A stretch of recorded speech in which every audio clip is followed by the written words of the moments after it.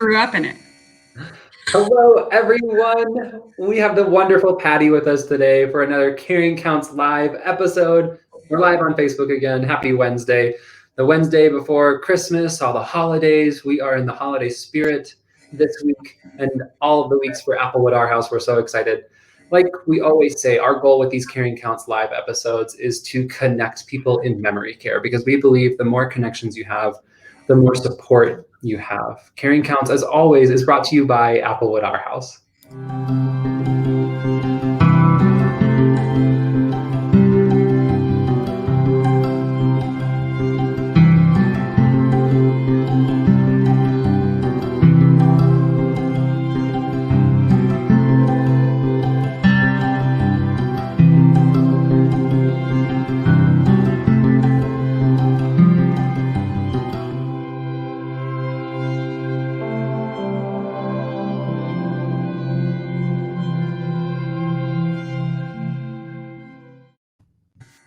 Patty, welcome. Welcome to the show. Thanks for being here. Thanks for inviting me. Happy to have you. Will you tell us a little bit about yourself and everything going on in your world?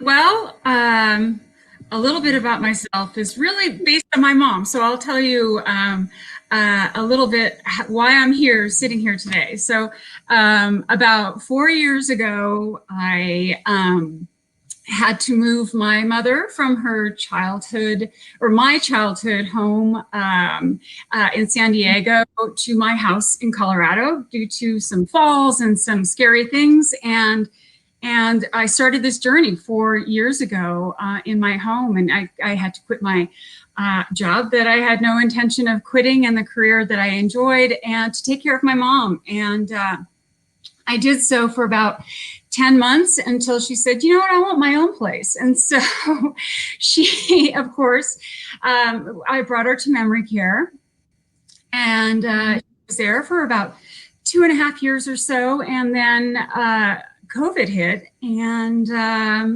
she, like many folks, declined very rapidly, and we had to put her into a memory care, and we chose Applewood, our house. Thank God you had an opening, and that's why we're here today. And so 4 years ago, 4.5 years ago, my mom was driving around, getting into a lot of accidents and, crashing cars and stuff. But so we've had a pretty quick journey in this path, and it's been scary and continues to be scary, but with the support of folks like Applewood, our house, and the various support groups that are out there, it's really getting less scary. So unpredictable, but still less scary. So that's kind of my story and my mom's story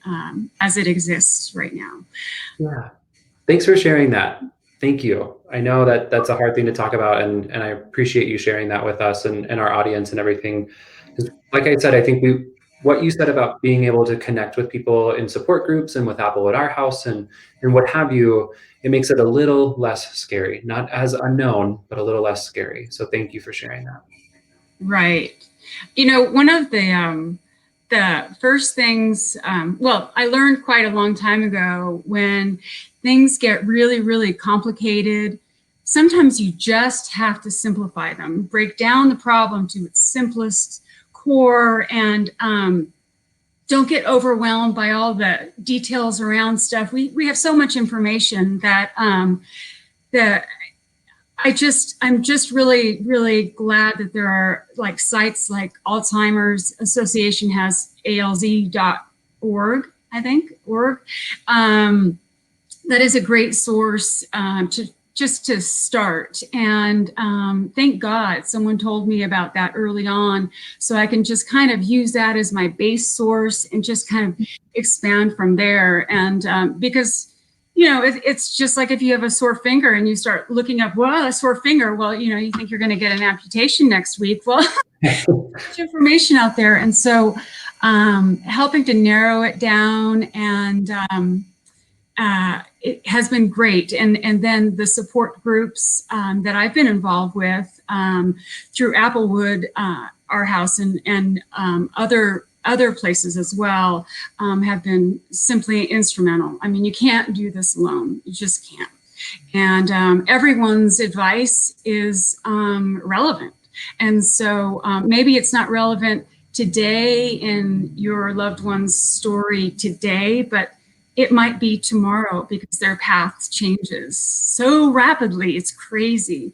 So we can't predict what happens. You know, my mom might be a totally different person tomorrow, but I just, I know I have at least some tools, you know, to deal with that today. So that's the only thing that keeps me smiling. Yeah. I want to let our audience know, and the people watching this back, that the support group that Applewood offers is Care Cafe, and it's run by Dale Carter. And her husband was actually with us at Applewood a little while back, and she is incredible. She's been through this, and I think I just want people to know that that group is open to whoever wants to be part of it.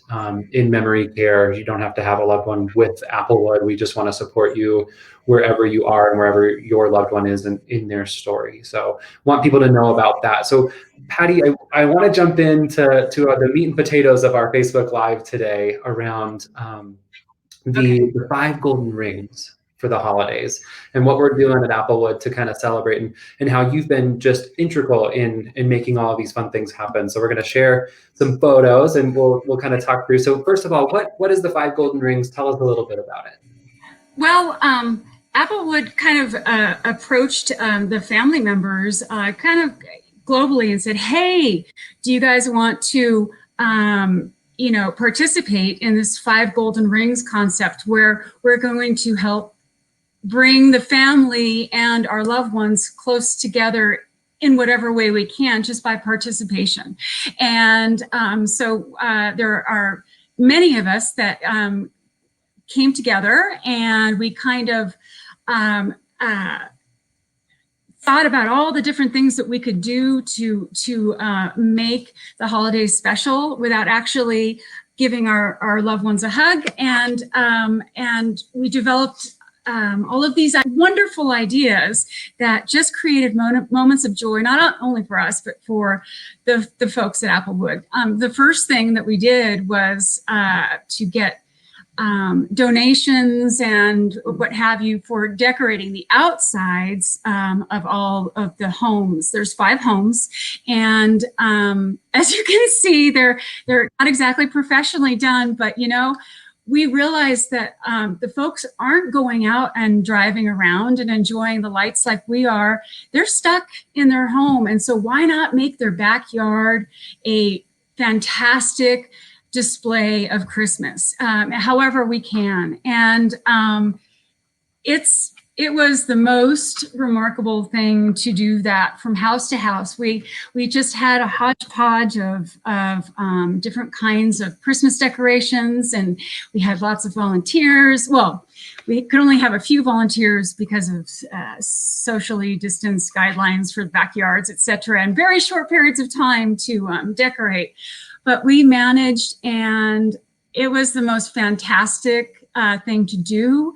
And the folks at the homes, you know, my mom still talks about what's going on in her backyard. And what's so great is that some of the folks, they don't have a lot of short-term memory recall. And so these lights are new every single day, and it just brings us just so much warmth in our hearts to know that they just see this like miracle, like a child see this miracle of Christmas every single day when they look outside. So that was the first part. And now we see some snowflakes. So one of the things that we were kind of talking about, you know, let's get down to some of the basics. Cutting snowflakes out of coffee filters that's something that, you know, I did with my grandparents, and my mom, and I don't know if my mom did it with me, but you know, this is something that we can all kind of relate to, and it's super easy. And we thought, you know, let's just do this. And these are moments of joy. Making a snowflake was a moment of joy for me as a 6-year-old, and the folks at Applewood, they enjoyed it so much. Let's see. Now we're looking. I want to ask a question about the moments of joy piece that you were talking about. I think we were talking a little bit offline around the moments of joy at Upham and when you were decorating in the backyard. Will you share that little anecdote with our audience? Absolutely. So here I am with a group of people, and we're slogging around in the snow trying to like unwind old Christmas decorations that were donated and all this kind of stuff. It's our second house. And, we're trying to figure out the logistics of working electric outlets and that kind of thing. And it was just logistically, we're trying to figure out stuff, and we're trying to get things together. And we're finally starting to put stuff up. And I look into one of the big kind of picture windows that they have, and the snow was reflecting, so I couldn't really see in, but I looked in there, and there was a gentleman that is there who I understand is quite severe dementia, and he was sitting on his wheelchair or his walker, and he just had the biggest smile you've ever seen in your life, and he just looked at me and went, "What's up?" And he gave me that moment of joy. That was it. That made it all worthwhile. And I almost burst into tears. I did burst into tears when I got in my car later that afternoon, but he just went, because that's all he could do. And that was so much joy in his being, and he was able to express that. It was fantastic. Fantastic. Oh, I love that story. The moments of joy, that's what we're all about. I just love that. So, and then tell us a little bit about these wonderful, beautiful, amazing bingo cards. Okay, so I think you have probably a close-up picture of the bingo cards, but this was an idea as well, where this is something that anyone can participate in and kind of work through. And so we made these I made these bingo cards. I downloaded a template from some wonderful site and developed these bingo cards with big pictures on them. So it's a picture of a Christmas tree, and it says Christmas tree underneath. So anyone in whatever level that they're at can just, if they can't read Christmas tree, they understand Christmas tree and they understand the word Christmas tree. So when the person pulls something out of the hat, it's a big, picture of a Christmas tree. And instead of having, those boring, whatever they use for bingo, to use, there are little discs or something. We decided to use chocolate kisses, which of course, I don't know about you, but if I play bingo, I would much rather play bingo with a chocolate kiss board than anything else. And so this was a huge hit throughout the houses, and they continue to play now every day, some of them, because they liked it so much. And it was a very simple project, and it just, again, created moments of joy and a collective joy. So all the houses could get together. People are working together and around the same table, and happy. So it's nice. I like the tactical piece to it, where you can see the picture and the words right underneath it, and so you're covering your bases on ability as well, with the different stages of dementia and things like that, which is fantastic. Right. And I think I mentioned to you my mom, who's right there. I asked her about the bingo game after she had played. I knew that she had played it that afternoon, and I said, "Hey, how was bingo?" And she said, "It was so long and boring. It was boring." And I'm like, Mom, I made those bingo cards. That was my game. I made those. And she's like, "Well, the cards were beautiful. It's boring." So we have all sorts of levels, and there she is, being very bored, apparently, playing the game that I developed for her. You try things and you try other things. Like you said, you have little things in your toolbox and you just keep trying them, and that's great. That's right.